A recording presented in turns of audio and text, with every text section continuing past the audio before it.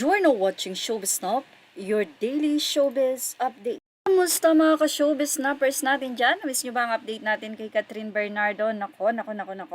Usap-usapan ngayon sa social media ang bagong post ni Catherine Bernardo sa kanyang Instagram kung saan kasama na niya ang kanyang inang si Tita Min. Well, isa si Tita Min sa masasabi natin na talaga namang may breeding, may pinag-aralan, o hindi siya basta-basta pumapatol sa social media. At nakita natin yan sa pagsuporta niya kay Catherine simula nang ito ay mag-artista, simula nang ito ay makipag-break sa nobyo nito or ex-boyfriend na si Daniel Padilla. Samantala, sa naging post nga ni Catherine Bernardo, ilang oras sa kanyang Instagram kung saan ay umabot na nga kagad ng likes ito ng 917 likes. Naku po talaga, 15 hours pa lang po ito. Kung saan kasama nga ni Catherine si Tita Min. Narito po ang naging caption ni Catherine Bernardo sa kanyang say ni Catherine, "Blessed to have had the best support system as I navigate the challenges of this industry and the career path I chose. Thank you, Mama, for being my #1 supporter since the beginning. From accompanying me to auditions to encouraging me as I experience rejections and then to finally fulfilling our dreams together. Thankfully with IEA Philippines, I can make sure she enjoys a better life because love is better," said with IEA. Anyway, dito makikita natin yung pag-iendorso ng isang produkto ni Catherine.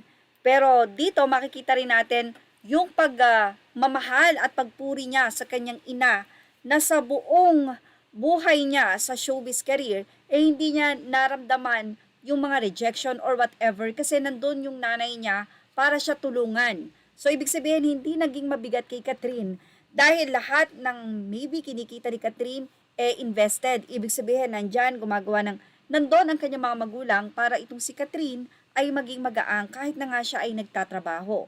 Well, isa ba itong pasaring tanong ng mga netizen?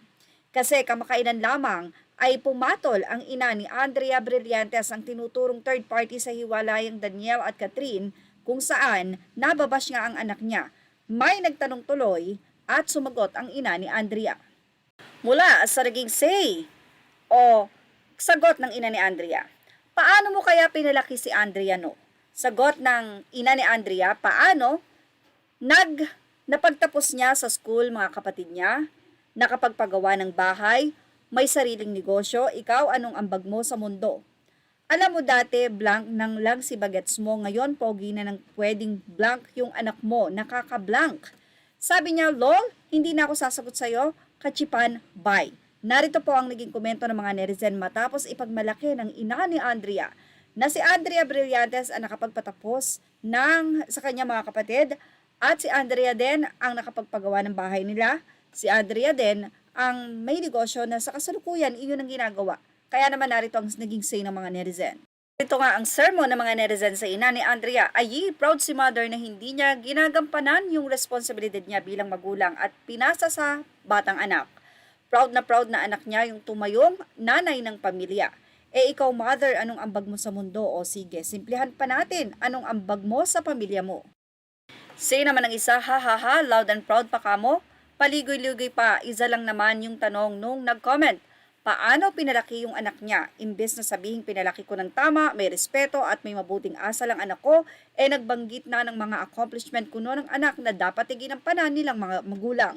Kahit sisirin pa niya lahat ng ocean sa mundo, she cannot discount the fact na ang anak niya ang bumuhay sa kanilang buong pamilya. Therefore, impliedly, ni-relinquish na ang kanilang parental authority. Even as a child, Andrea can decide on her own. Wala nang siyang mga magulang niya sa kanya. Paano mo nga naman kasi papagalitan o pagsasabihan ng batang binubuhay ka lang and the rest of the family? Tila yun nga ang pagkakaiba nila Catherine Bernardo at Andrea. Dahil itong si Catherine, sa kabila ng kanyang pagtrabaho o pagiging aktres simula bata pa, ay nakita mo yung accomplishment at nakita mo yung pagmamahal at pagsunod niya sa kanyang mga magulang. While ito nga daw si Andrea ay hindi pwedeng pagsabihan dahil simulat sa Paul, siya ang bumuhay sa kanyang pamilya. Well, ano nga ba ang pagkakaiba? Maaaring si Catherine ay ganoon din, napaganda niya ang buhay ng kanyang mga magulang, Pero kay Catherine, sumusunod siya sa payo ng kanyang ina na maging maayos ang kanyang buhay. Sa kabila ng kanyang kayamanan, dapat maging maayos pa rin ang kanyang personalidad. Siguro yun yung tinutukoy ng mga netizen na difference between Andrea and Catherine. Kaya naman, tila pasari nga daw ito ni Catherine ng pagsasabing I'm so proud na meron akong magulang na talagang inalagaan ako at kahit hindi ako magtrabaho, aalagaan ako. Well, yan ang ating Showbiz Snap update.